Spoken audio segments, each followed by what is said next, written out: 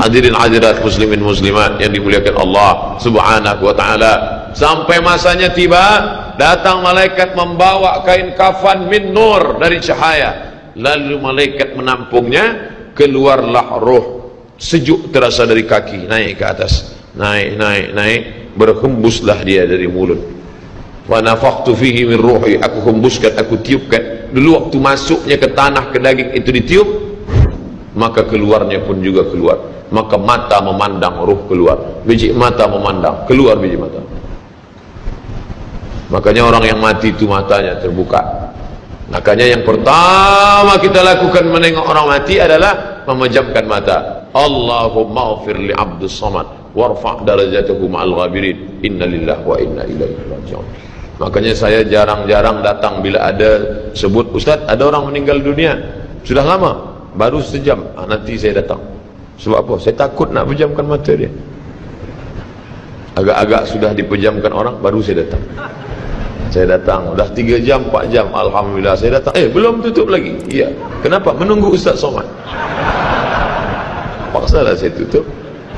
Allahumma firli fulan ibn fulan warfa' darajahum al-ghari, inna lillahi wa inna ilaihi. Mana istri yang katanya sayang, kaulah bulan, kaulah bintang, setengah nafasku pergi, buah hati bulayan jiwa.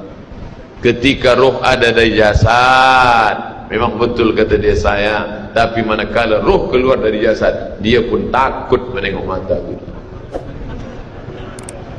Dia takut menengok kita. Dia takut jam pukul 2 malam, jam 1 tutup balik. Na'udzubillah.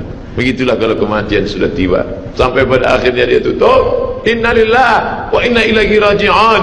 Selepas itu roh pun keluar, dibawa. Kalau dia baik, roh itu dibawa, dimasukkan ke dalam kain kafan min nur. Hadis riwayat Ahmad bin Hanbal. Lalu dibawa oleh malaikat sampai ke pintu langit. Malaikat bertanya, inikah orang yang amalnya selalu dibawa pagi, dibawa petang? Inikah orang yang amalnya selalu dibawa hari Kamis? Inikah amalnya yang selalu dibawa pada bulan nisfu Sya'ban? Ya, inilah orangnya. Kam min masyhurin fil ardi walam yakun ma'rufan fis sama. Bukan hadis. Berapa banyak orang yang namanya masyhur di bumi, tapi malaikat tak mengenal dia. Tapi berapa banyak orang yang tak masyhur di bumi, tapi malaikat mengenal dia. Mengapa? Karena amalnya pagi dan petang dibawa oleh malaikat. Orang ini mana? Belum datang. Orang ini mana? Belum datang. Orang ini mana? Belum datang. Disambut dia, disambut kedatangannya. Masya Allah, tabarakallah. Mudah-mudahan kita termasuk orang yang disambut oleh malaikat karena amal soleh kita. Maka bila saya datang di suatu majlis, malam tadi datang di Shah Alam, orang menyambut ramai. Malam ini datang ke Masjid Muaz bin Jabal, ramai. Esok malam di Terengganu datang, tak tahu entah ramai entah tidak. Ramai. Dalam hati, hai Abdul Somad, apakah malaikat akan menyambut engkau nanti juga dalam keadaan ramai? Kalau engkau ikhlas, iya. Tapi kalau tidak ikhlas, na'udzubillah. Nabi Isra Mi'raj berjumpa dengan orang yang sudah lama mati. Bagaimana rasa kalian mati? Apa kata mereka? Seperti kambing yang dikuliti hidup-hidup, seperti tebasan pedang di tempat yang sama beratus kali, seperti kail mata pancing yang masuk ke dalam kulit yang basah, ditarik, disentapkan sehingga terikut dagingnya sampai keluar. Makanya selalu kita berdoa, Allahumma hawwin alaina fi sakaratil maut, taubatan qablal maut, taubat sebelum mati, wa rahmatan indal maut, dapat rahmat ketika mati, wa maghfiratan ba'dal maut, mendapatkan ampunan sebelum mati. Allahumma hawwin alaina fi sakaratil maut. Makanya doa selamat itu baca pelan. Baca pelan, merenungkan. Ini sekarang banyak orang baca doa selamat cepat-cepat. Maut. Apa maut aja nih? Saya tak pernah menghafaz doa itu pakai kertas, tak pernah. Wa taubatan qablal maut, wa rahmatan indal maut, wa maghfiratan, belum pernah. Kenapa Ustaz boleh hafaz? Sebab dulu dibawa oleh ayah, dibawa oleh bunda, dibawa dalam acara tahlil, dibawa dalam kenduri orang mati, dibawa. Tiap hari telinga mendengar Tuan Imam membaca pelan, maka kita ingat. Wa taubatan qablal maut, wa rahmatan indal maut. Anak-anak kita ini, walaupun mereka lari sana sembang sini, tapi telinga mereka mendengar. dan anak-anak ni hafaz. Kadang anak hafaz, ibu bapa tak hafaz. Sebab apa? Sebab dia golden age, usia emas. Mereka hebat, mereka kuat ingatannya, menangkap hafazan itu begitu kuat. Maka kita ajarkan mereka doa itu pelan-pelan. Sebab bila kita ajar kuat-kuat, mereka balik, dia panggil, ibunda dia panggil, cuba kau baca apa doa tadi? Maut. Apa mau aja ni? Sebab di Iraq banyak orang mati, sebab di Suriah banyak orang mati, di Palestin banyak orang mati, di Rohingya banyak orang mati. Padahal maknanya amat sangat dalam. Allahumma hawwin alaina, ringankan kami fi sakaratil maut. Tidak ada gunanya amal banyak kalau tidak selamat dalam sakaratul maut. Makanya kita selalu minta kepada Allah, Allahumma khtim lana bi husnil khatimah wala takhtim alaina bi su'il khatimah. Allahumma ja'al akhir kalamina, jadikan akhir kalam kami inda tihai ajalina, ketika ajal kami sampai, jadikan akhir kalam kami yang terakhir keluar dari mulut kami qaula la ilaha illallah Muhammadur Rasulullah. Allah biasa orang takbir ini nak pergi perang, menghadapi sakaratul maut penting juga takbir. Sebab di situ banyak segala macam godaan-godaan. Datang syaitan membawa air, katanya menjelang sakaratul maut itu haus, panas, haus, maka datang syaitan membawa air. Engkau sebut nama aku bagi air. Mau? Kata dia. Mau? Engkau mau? Sebut nama aku. Tapi bila iman kita kuat, maka dia tidak akan mampu untuk menggoda kita. Sampai kapan setan tak pernah berputus asa? Sampai bila? La atiyannahum min baini aydihim, aku datang dari hadapan, wa min khalfihim, aku datang dari belakang, wa an aymanihim, aku datang dari kanan, wa an syama'ilihim, aku datang dari kiri. Datang dia, datang dari hadapan, datang dari belakang, datang dari kanan, datang dari kiri. Oleh sebab itu yang banyak tuan-tuan yang ada berada di sini, orang berzikir semua, subhanallah, subhanallah, subhanallah. Kenapa? Dengan zikir itu maka larilah jin-jin setan yang ingin mengganggu. La'uwiyannahum, aku akan goda mereka, aku akan sesatkan mereka. Berapa lama? Madamat arwahuhum fi ajsadihim, selama ruh ada dalam jasad, aku tak akan pernah berhenti sampai akhir keluar jasadnya dalam keadaan mati, tidak menyebut Allah Subhanahu wa taala. Itulah punca mereka. Makanya kita selalu berzikir. Esok pagi terjaga dari tidur automatically, karena kita sudah programkan di kepala kita, manakala terbuka, alhamdulillahilladzi ahyana ba'da ma amatana wa ilaihi nusyur. Selapar-laparnya orang beriman, manakala dia tengok makanan, terus saja dia ingat Allah. Allahumma barik lana fi ma razaqtana wa qina azabannar. Tapi ada setengah umat Islam, bila dah kenyang saja baru ingat Allah. Alhamdulillah. Bila tak kenyang tak ada ingat Allah SWT. Na'udzubillah. Oleh sebab itu maka inilah hidup yang singkat ini. Bila pernah kita bersedekah, itulah yang akan menolong.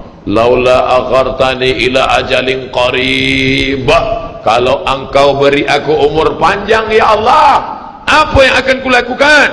Fa as-saddaqa, aku akan bersedekah, wa akum minas salihin, aku ingin beramal saleh. Malam ini tajuknya Masya Allah, ini tazkirah terakhir, ini tazkirah akhir, last, dan tajuknya pun akhir pula. Mudah-mudahan ini tazkirah terakhir, tapi bukan terakhir bagi saya. Andai mati tidak masalah. Allahumma ja'al hayata ziyadatan li fi kulli khair. Kalau engkau takdirkan aku besok masih hidup ya Allah, jadikan hidupku itu ziyadatan li, sebagai amal tambahan. Kalau mati malam ini, Allahumma ja'alil mauta rahatan lana min kulli syarr. Kalau aku mati, maka kematian ini berhenti berbuat dosa. Orang beriman tak pernah sedih. Kalau dia mati, berhenti buat dosa. Kalau bertambah pahala. Andai Abdul Somad esok pagi masih hidup, bertambah pahala, dia akan tazkirah, dia akan bagi pelajaran. Andai Abdul Somad mati malam ini, alhamdulillah, berhenti melihat dosa. Dosa apa? Masuk airport, dosa. Masuk ke plane pesawat terbang, dosa. Dosa apa? Dosa mata. Takkan tak kita tengok? Mata terbuka, takkan kita tutup? Maka orang beriman sentiasa menjaga dirinya, tak pernah dia berkeluh kesah, tak pernah dia mencaci maki. Kenapa aku matikan aku ya Allah? Kenapa umurku pendek ya Allah? Ridha kepada Allah. Itu yang selalu kita katakan, raditu billah rabba wa bil islami dina wa bi muhammadin nabiyan wa rasula. Aku ridha. Ada yang lebih hebat daripada haji mabrur, ada yang lebih hebat daripada jihad fisabilillah, ada yang lebih hebat daripada zikir dan baca Quran. Apa dia? Ridha bi qada'illah, ridha menerima keputusan Allah. Makanya banyak lelaki yang ridha manakala meninggal istrinya, datang orang, apa tuan tak menangis? Aku ridha menerima ini. Memang dah lama aku tunggu-tunggu. Oh, ini bukan ridha, ini memang penyakit. Oleh sebab itu maka makna ridha adalah tak berkeluh kesah. Setelah orang masuk ke dalam surga, mendapatkan kenikmatan surga, Allah bertanya, "Madza turidun?" Hai penghuni surga, apa lagi yang kalian inginkan? Apa kata penghuni surga? Ridhaka. Tapi kau sudah masuk surga, ada yang belum kami dapat. Apa dia? Ridhamu. Yang mendapatkan ridha Allah hanya orang yang ridha menerima keputusan Allah Subhanahu wa taala. Man lam yarda bi qada'i, sesiapa sahaja yang tak ridha menerima takdirku, wa lam yasbir bi bala'i, yang tak sabar menerima ujianku, wal yatlub rabban siwaya, carilah Tuhan selain aku. Hadis ini dhaif. Tapi untuk targhib wa tarhib, untuk berikan semangat beramal, untuk fadail amal boleh dipakai, kerana ia bukan masalah akidah, bukan masalah halal haram. Jangan permasalahkan masalah. Bila kita sudah beramal, sudah baik, tak usah berkelahi masalah khilafiyah, masalah kecil-kecil, masalah sepele, masalah remeh-temeh, kerana ini hanya akan merosakkan hati kita sahaja. Berapa banyak hati rosak disebabkan masalah-masalah. Assalamualaikum warahmatullahi, Assalamualaikum warahmatullahi. Apa salam-salam ni? Padahal hati sedang lembut. Selama ini dia berzina, selama ini dia minum khamar, selama ini dia mabuk, tak ada pernah orang marahkan dia. Tiba-tiba dia dah taubat, dia masuk masjid, Assalamualaikum warahmatullahi, Assalamualaikum warahmatullahi. Dia nak salaman, apa salam-salam? Tak boleh salam selepas sembahyang. Ini bid'ah, wa kullu bid'atin dhalalah, wa kullu dhalalatin finnar. Kata dia dalam hati, aku mabuk 20 tahun, tak ada orang bagi tahu mabuk tu haram. Ini aku dah taubat, salam kau kata haram. Ha, kata dia. Dia tinju. Bila sebelum sembahyang tadi belum ada bersalaman, selepas sembahyang baru bersalaman, hukumnya sunnah, mustahab, dianjurkan, disukai, kata Imam Nawawi. Belum sembahyang tadi tak ada salam, sebab dia lambat. Allahu Akbar. Lepas sembahyang dia salam, mustahab, dianjurkan, baik, tak salah. Bila sebelum sembahyang tadi sudah bersalaman, salam Haji, salam Datuk, salam Tuan, masuk ke masjid, selepas sembahyang dia salam balik, mubah, tak jadi masalah. Yang tak boleh dalam sembahyang bersalaman, itu tak boleh. Datuk sehat, itu tak boleh. Oleh sebab itu mari kita jaga hati kita yang dah baik, yang dah elok ni, jangan dirosakkan hanya kerana masalah-masalah kecil, masalah-masalah khilafiyah. Melunakkan hati. Kayu patah boleh disambung, kaca retak boleh direkat, tapi hati rosak, kemana obat akan dicari. Oleh sebab itu memperbaiki dengan akhlak. Al-adab fawqal ilmi, adab lebih tinggi daripada ilmu. Tak ada guna banyak ilmu, banyak kaji banyak, tapi menyakitkan hati orang. Ada yang lebih hebat daripada ilmu. Apa dia? Adab.